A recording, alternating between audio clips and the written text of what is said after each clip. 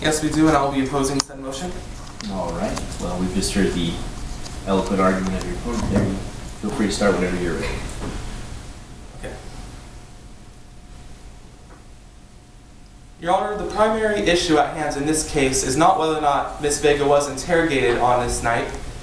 The issue is whether or not this interrogation was custodial.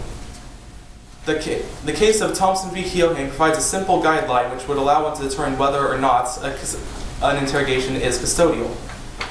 This guideline simply says that if, given the circumstances of the questioning, one would not feel that they were free to leave or terminate the questioning at any time, then that questioning is indeed custodial.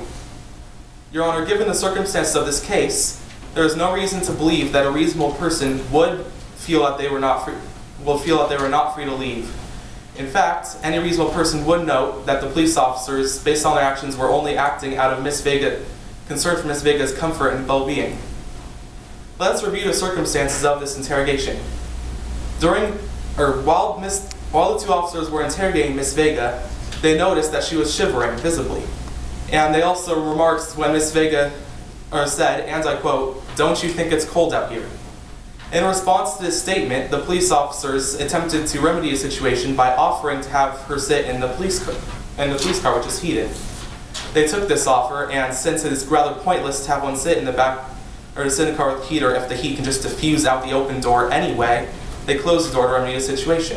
Couldn't they have just as easily moved inside the house? Well, Ms. Vega had already lost her keys, so they actually did not have access to the house. The car was the most readily apparent option to them, and they only had proposed it, and she had accepted. Okay. You may proceed. So after having taken this kind offer, the questioning continued for some time, at the end of which the police officers made what the defense claims is a highly confrontational and accusatory remark, which I quote now. "Well, we think it's possible that you were the one who drove the car that struck the bicyclist in Skyline and Grant tonight." Now, granted, we do not know the tone in which the statement was made. However, not knowing this, we cannot tell whether it was truly an accusation, in which case it is phrased rather mildly, or if it was simply offered as a theory in civilized conversation.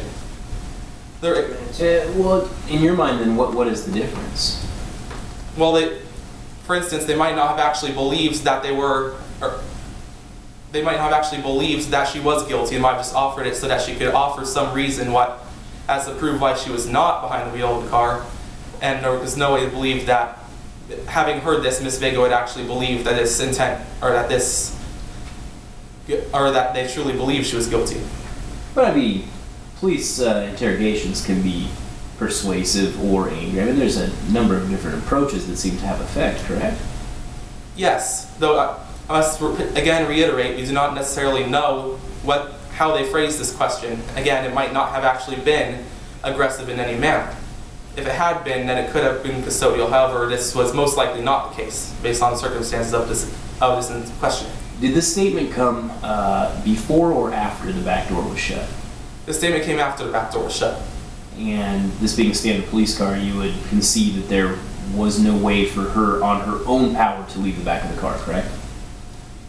Yes, this is true. However, it must be noted that Ms. Vega did not actually know that the door was locked. She did not even try to open the door. She never even asked that the door was locked. And by case of Green v. Superior Court, it does not necessarily matter whether or not a door is locked, as long as the person in question believes that there is a way to leave and that they could leave if they were able. Isn't it common knowledge that the back of a squad car is a locked environment, one that they put criminals in? Well, there is evidence that Ms. Vega did not know that. She actually claims in her statement that she didn't know that the door was locked. And your argument is that a reasonable person would believe that? My argument is that a reasonable person would, considering all the circumstances of this case, not just the locked door, believe, or would be likely to believe that they were free to leave. Now, it seems to me that one of the cases, I believe perhaps Craighead, makes it pretty clear that that's the one with the 4 different criteria, correct? Is that the one I'm thinking of? Yeah. Well, there were.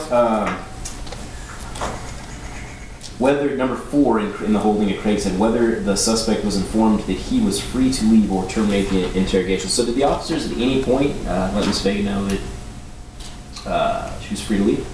No, they did not. Though I believe it also says in Craighead that this alone is not dispositive. In other words, it may still not be custodial given this, and it may still be custodial if this was stated. This alone, we must consider the totality of circumstances, not just this one particular circumstance. Okay. You may proceed. Well, since we're so kind as mentioned Craighead, let's continue to consider the guidelines of Craighead as they are applied in this case. The four standards of Craighead, or the four factors in Craighead that are considered are the number of police officers and whether or not they are armed, whether or not the suspect was at any point physically or mentally restrained, whether or not the suspect was isolated by others, and as you mentioned, whether or not they were informed that they were free to leave. As we have already noted, Ms. Vega was not informed that she was free to leave, but this is not on its own dispositive. As for the number of officers, there were only 2 officers conducting this interrogation, and only one of them conducted the entire interrogation. The other officer, the one that the defense claims is more intimidating, Officer Jackson, did not even participate in the latter half of the interrogation. Were these officers armed? They were most likely armed. Does that come into play at all? It could perhaps come into play if they had shown some aggression. If they had shown significant amounts of aggression, this could play a significant role. However, considering the demeanor of the officers from what we know of the facts of the situation, I find it unlikely that this was actually a significant factor. And you mentioned the first factor, the number of law enforcement personnel. Do you think it is significant that there were twice as many officers as interrogatees? Well, perhaps, but you must also note that there are other cases. Well, 2 is not actually a particularly odd number for an interrogation. For instance, if we're going to look at the case where this guideline comes from, if you're going to count Miss Officer Jackson as one of the 2 officers present, you must also count the other 7 or 8 officers that were present during that interrogation. By comparison, 2 seems rather, or it does not seem rather intimidating. Okay. You may proceed. The second factor as to whether or not the suspect was at any point physically or mentally restrained, the defense would claim that being placed in the back of the police car was physically restraining. However, as I already mentioned, in the case of Green v. Superior Court, the factor of the locked door, which is the factor that would make this physically restraining in any manner, is not necessarily relevant as long as one believes that they are free to leave, and they were actually only in the back of the police car basically because Ms. Vega wanted to be, only because she had complaints about the cold. And the same goes for the third guideline, whether or not she was isolated by others. The only amount of isolation that was caused by the police officers was from being placed in the back of the police car, which was, again, basically by Ms. Vega's consent. Based on these guidelines, and based on the case of Thompson v. Keohane, it would be determined that this case, or that a reasonable person would not believe that they were in custody, and thus this interrogation was not custodial, and thus the people humbly request that the defense's motion be denied and that Ms. Vega's statement remain on the record.